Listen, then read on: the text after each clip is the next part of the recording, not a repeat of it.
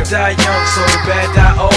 Guess we somewhere in the middle, so just pray for my soul. All I wanna do is right, but all I'm seeing is wrong. And I'm trying to stay strong, but it's taking its toll. And I ain't no better than you. Hey guys, what's going on? This is the Eric Barber here for a brand new hip hop interview. We're at a special Bizarre show for the 50th anniversary of hip hop. I'm with the certified legend, Jon Connor. How are we doing today, man? Wow, certified legend, bro. I'm truly humbled by that. Thank you for saying that. I humbly, graciously accept that. But thank you. It's a pleasure to be here, man. Yeah, man, for sure. So, Jon, let's hop right into it. It's the 50th anniversary of hip hop. You're originally from Flint, but you're rocking with all the Detroit guys.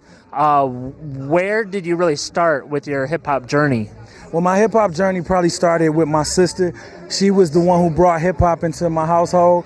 I was always into music because of my father, but I was into like 70s soul. I was into alternative rock. But my sister, she was listening to Tupac and Biggie, and she was listening to this artist from Detroit named Boss. It was a female MC who was signed to Def Jam. So it started with my sister, man, around the age of 11.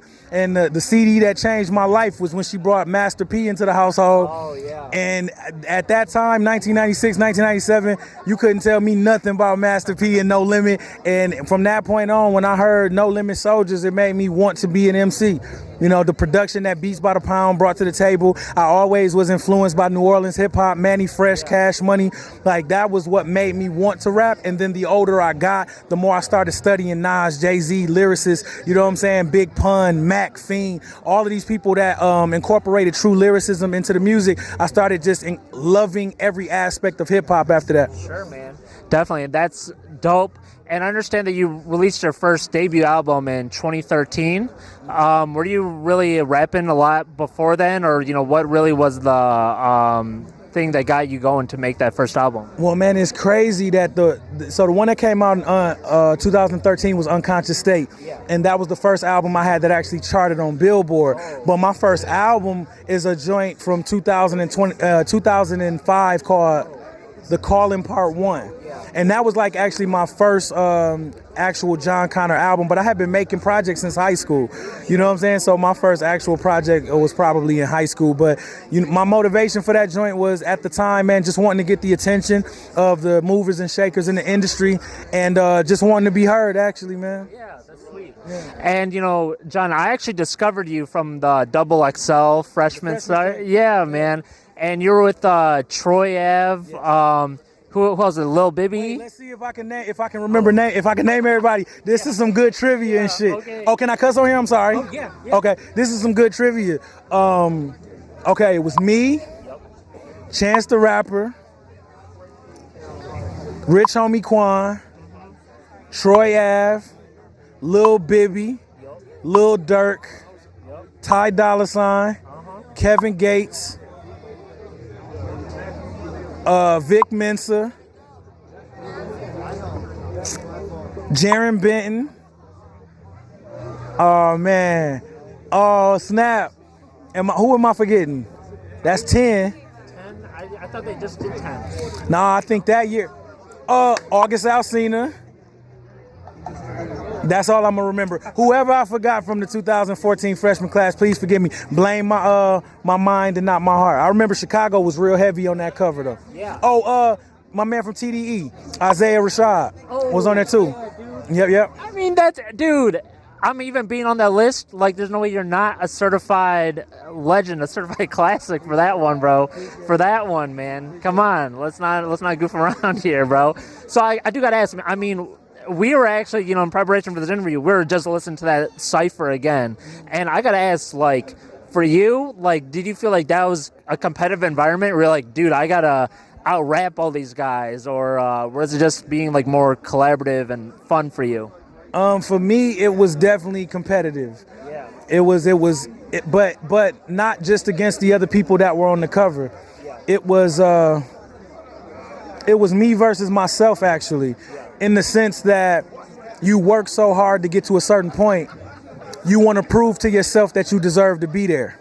So for me, it was me versus myself. Like, I want to be able to look back at this moment in time and say, I was there because I deserve to be there. I deserve to have that platform and that light shined on me. And I want to thank everybody because I saw a list where they had like the top 100 freshman freestyles, and mine was pretty high up there. So I just want to say to anybody watching this, whoever made that list, and all the people in the comments that say that my freestyle was one of the greatest, I humbly say thank you. I appreciate it. I did it for y'all, and it has aged well apparently over time, and I'm just grateful that people liked it and people dug it, man. Sure, man. And I had this question about Double XL in general, right? Yeah. Do they do you hear the beat at all, like, before you're actually going? Like, do they give you a day notice, a week, or is it just like, here it is, let's hear you spit?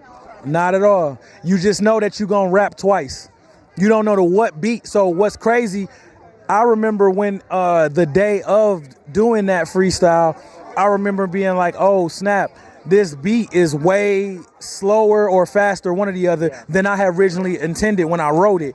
But people liked it anyway. So, and I love it, and I love the fact that people like it. But no, at least back then, I didn't get to hear the beats that I was going to rap to. It was, you got to rap twice, right? 2 verses. One has to be long, and one has to be a little shorter. Okay, that's awesome, man. I had no idea about any of that. Yeah. And, you know, one thing that I feel like when I mentioned that you're going to be here, you know, something that people always reference is the Compton album by Dr. Dre. Yeah. And and by the way, I mean, fire, right? Of course. How did that, and I know you're signed to Dr. Dre's label, so I guess really whichever came first, like, how did you end up, like, getting in touch with Dr. Dre for that huge opportunity? Well, the story goes, man, Exhibit's son heard my music and played it for Exhibit. Then the long and the short of the story is Exhibit's son played it for Exhibit.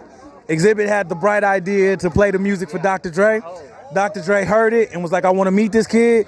I was on a plane 2 days after that, and the rest is history.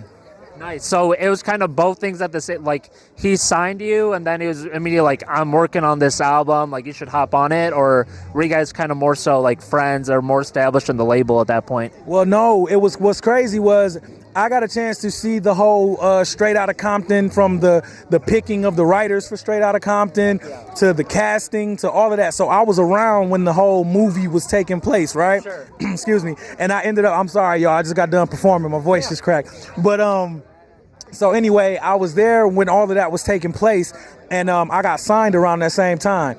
So I was working on my album. The Compton album originally was supposed to not even be an album. All that it was supposed to be was a soundtrack for the movie Straight Outta Compton. Yeah. But he had worked on so many original new songs, he's like, you know, fuck it, I'm just gonna make it an album. So in the midst of working on my album, Dre started working on Compton. And so because both albums were being worked on at the same time, it just kind of all meshed into each other. Yeah. Okay, that's awesome, man. Yeah, I did not know that backstory, so that's awesome. Yeah, a lot of people don't. Yeah, for sure. And I understand that not too long, well, around that time, right, like in the mid to later 2010s, like, you had not dropped an album for a little while. And for the life of me, I cannot find any reason why. I did see you mention something about, like, health issues or something. Like, what was really responsible for not seeing any drop for a while? Well, man, the health issues was something that I just went through in April of this year, which I'm thankful to God that I'm in good health and everything is all good. People, health is wealth. Make sure y'all take care of yourself, straight up. But as far as the disappearance or not dropping as much in the mid 2010s, when you sign to a major label, you know, it's really on them what you get to do and what you get to drop. And I think that just me personally, I'm more of an independent spirit. And that's why I love being back independent, because now I can drop things whenever I want to. And I thank my loyal fan base for sticking with me through those times, because when you sign to a label, you have obligations to them, and they pretty much get to control and dictate when you release things and when you can't. And that's not any that's not anything negative. That's just how their system works. And I just think that I'm not built for major labels, whatever that means. I'm an independent cat. I like to be in control of my own destiny. So it was, you know, much respect to all of them, much respect to Interscope, Aftermath for giving me that opportunity. But I'm so grateful for the things I learned and applying it to my independent career now, man. Sure. And I also saw online that you're like a CEO. Yes. Right? So could you go into that a little bit? Yeah, All Varsity Music Group. That's my label. like I just, dialing back to what I was just saying about being independent, being around so many just influential, strong-minded people in the music business. I just wanted to try my hand at doing this thing myself, taking my career, my life into my own hands. So I started my label, All Varsity Music Group. And that's what it is. I'm the CEO of my own life. So It's a beautiful thing. I love it, man. And you've done some absolutely huge songs with some huge names, right? Like everyone, Snoop Dogg, right? Yes. That's huge. Who do you feel like is the artist that has if you could say this, has most impacted your career by working with them? KLC of Beats by the Pound. Like I said, Master P and No Limit Records. From 1996 to 1999, they had the rap game on lock. I mean, selling 75 million records in 2 years was crazy. And I was a kid. I was at the age where hip hop influences you the most when they were doing that. Yeah. And so KLC's beats were the first beats that I ever rapped to back when I was, stealing beats off No Limit albums when I was a kid.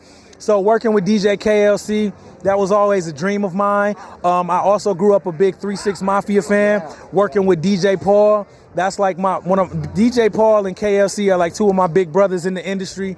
Of course, my time working with Dr. Dre, just to be able to sit and watch him do what he does and watch the things that make him one of the greatest producers to ever do it. So many people would love to have been able to sit in that chair and be able to sit under the learning tree. So it's I've been just blessed, man. I've just been blessed, man. That's awesome. I love to hear it. And, Jon, you've had a super successful career, and, you're doing the independent stuff now, which is great. Where do you really see yourself and your career going next? Man, my career and my life, I just want to continue to help people through the music. I want to continue to inspire people. I want to continue to be a walking testimony that, life goes in so many different directions, but as long as you have faith in God and believe in yourself, you can manifest whatever it is that you want to come true.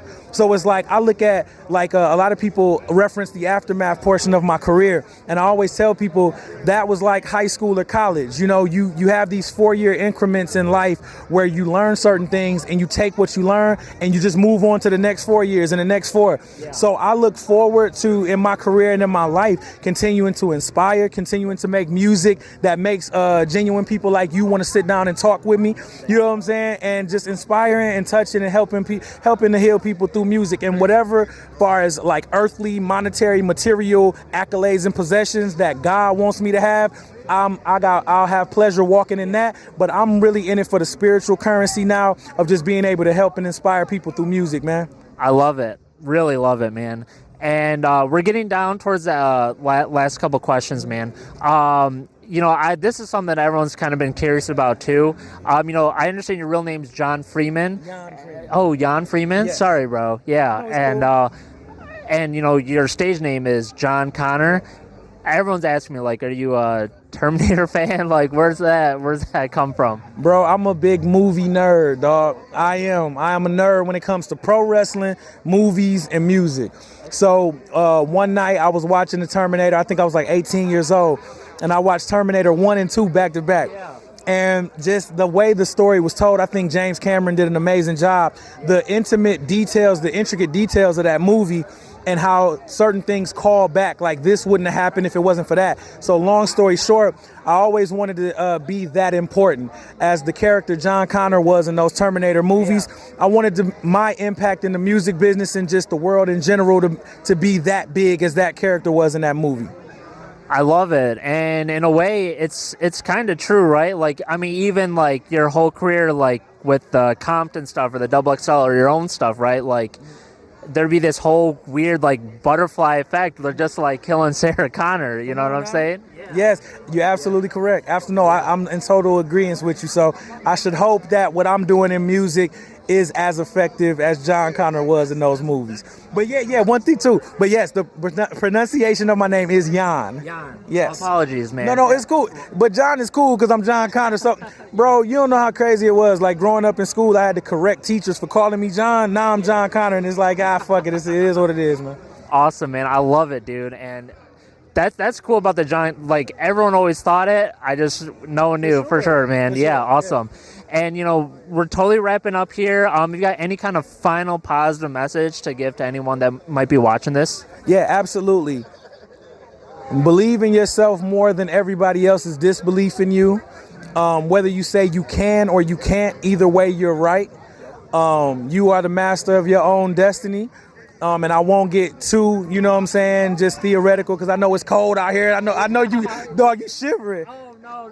It's excitement, bro. It's excitement from this interview, bro. No, I'm just making sure you wasn't too cold. I don't want to keep you out here too long, bro. No, you're good. But just keep God first, and everything gonna fall into place. And I truly believe that I'm definitely a believer in God, the Most High. So you know, if you put God first and just walk in your purpose and walk in your faith, then everything gonna be all right. Well, guys, that is Jon Connor. I really appreciate the whole thing, man. Oh, man, definitely, man. All his links will be down in the description below. And, you know, John, just like as you have been, man, keep killing the game. Keep expanding it. Thank you so appreciate much. it, man. It's such a pleasure, man. Thank you. Yeah, Wait, before you cut that off, put it over here. Thank you. I appreciate it, because for an independent artist and just all us artists in general, without cats like you and without your platform, making people that might not know about me aware of what I do, what we do don't mean nothing. It's all like, as human beings, bro, we all dominoes. We all knocking over the next thing, like you said, a butterfly effect. So thank you for bringing an awareness to my music, and I truly appreciate it.